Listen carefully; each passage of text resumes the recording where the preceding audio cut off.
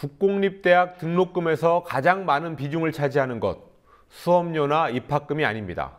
바로 기성회비입니다. 법원은 수년 동안 기성회비 징수는 법적인 근거가 없다고 판결해왔지만 이 문제를 고치려는 법안은 여전히 국회에 계류 중에 있습니다. 이 틈을 타고 교육부는 시행령을 개정하는 방법으로 기성회비 징수의 근거를 만들었습니다. 노지민 PD와 이 사안부터 알아보겠습니다. 어서 오시죠.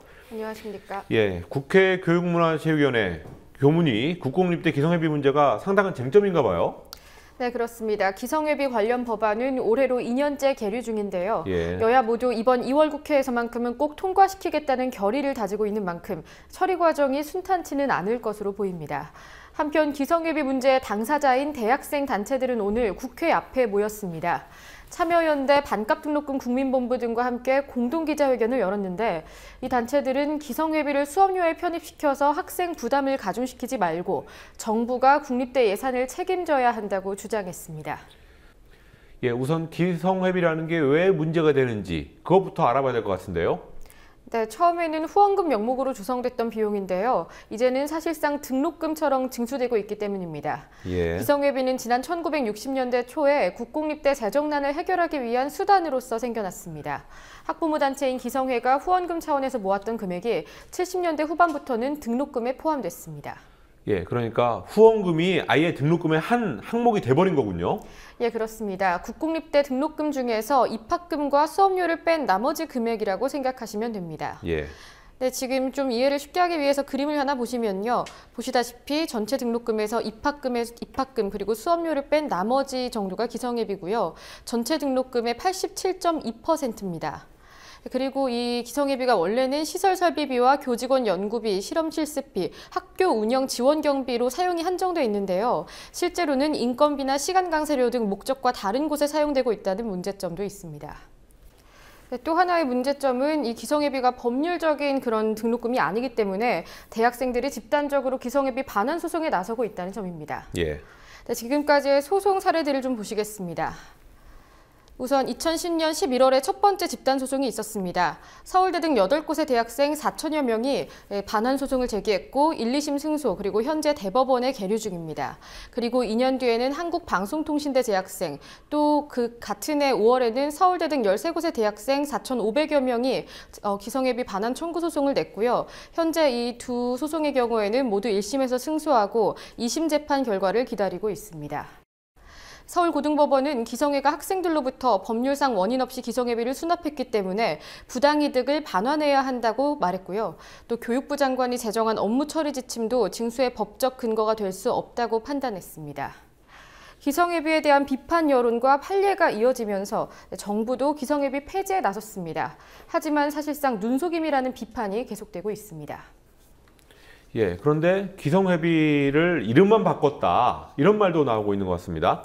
예, 그렇습니다. 올해 국공립대학들의 등록금 고지서에는 기성회비라는 게 사라졌습니다. 예. 그런데 대신 등록 예치금이라는 항목이 생겼는데요. 말씀하셨다시피 이름만 바꾼 거라고 보면 될 것 같습니다. 국공립대 측이 이렇게 추가 징수를 이어갈 수 있게 된 건 교육부가 발빠르게 나선 덕분입니다. 교육부는 기성회비와 관련된 국공립대 측의 민원이 계속 제기되자 국립학교 설치령, 한국교원대학교 설치령을 입법 예고했습니다. 기성회비를 수업료로 징수해서 대학 재정 안정성을 보장한다는 내용이었고요. 또 올해 초에 국무회의는 이것을 의결했습니다. 예, 이런 식으로 이제 입법부의 권한을 침해해서 시행령 이런 걸로 해결을 하려고 하는 건데 예. 지금 국회는 법안 두 가지를 놓고 여당과 야당이 줄다리기를 하고 있던데 어떤 법안입니까? 네, 새누리당 민병재 의원이 대표 발의한 국립대학 재정회계법이라는 게 있고요. 예. 새정치민주연합 유은혜 의원이 발의한 기성회 회계처리 특례법이 있습니다. 두 가지의 차이를 좀 한눈에 정리해 보겠습니다. 우선 새누리당 아니라고 하겠습니다. 국립대학 재정회계법의 경우에는 기성회비를 수업료에 포함시키는 방침입니다. 그러니까 그대로 기성회비를 징수할 수 있게 해준다는 거고요. 반면에 유은혜 민주연합 의원이 대표 발의한 기성회 회계처리 특례법의 경우에는 종래 기성회비로 걷어뒀던 부분을 국고로 지원하겠다. 다만 2020년까지 단계별로 증액하겠다라는 법률입니다. 유은혜 의원은 기성회비의 불법적이고 부당한 징수를 국가가 책임져야 한다고 강조하고 있습니다. 기성회비의 이름으로 걷어왔던 돈을 명목을 바꿔서 수업료로 거두겠다는 거예요. 그러면 그 부담은 또 고스란히 학생들이, 학부모들이 져야 되는데 그러면 판결에 의미가 없죠. 애당초 기성회비가 불법적으로 부당하게 징수되어 왔던 것이고 국립대의 운영의 그 책임이 정부에게, 국가에게 있는 것이면 국가가 그 책임을 다하는 것이 원칙적으로 맞는 것이고 그 원칙적 방향 하에서 어떻게 지금까지 잘못돼 왔던 것을 바로잡을 수 있을 것인지 그것 역시도 국가가 책임져야 될 몫이거든요. 그래서 이제 국공립대 기성회비 문제 알아봤고요. 다음 소식으로 넘어가겠습니다. 박상옥 대법관 후보자에 대한 반대 목소리가 커지고 있습니다. 오늘 국회 대법관 후보자 인사청문회가 특위가 열렸는데 그 특위도 파행이었다고요? 네, 인사청문 특위가 시작되자마자 여야는 박상국 후보자의 자질과 관련된 거센 공방을 벌였습니다. 야당 소속 특위위원들은 박 후보자의 박종철 고문치사 사건 관여 경력을 문제 삼으면서 청문회를 열 수 없다라고 주장했고요. 여당 의원들은 청문회를 통해서 검증하자고 맞섰지만 특위는 약 1시간 만에 파행됐습니다. 또 특위가 파행된 뒤에 야당 측 청문회 특위위원들은 공동 성명도 발표했습니다. 박종철 고문치사 및 축소 은폐 사건의 당사자인 후보자가 대법관 후보자로 추천된 이후 침묵으로 일관하다가 여론이 비등하자 뒤늦게 관여 사실을 시인하였습니다. 최고법원의 헌법적 사명을 다하는 대법관으로서 사법 정의를 실현하기에 부적절하기에 후보자로서의 자진 사퇴할 것을 요구합니다. 2014년 여당 쪽에서는 야권이 과도하게 반대하고 있다 이런 입장을 보였군요.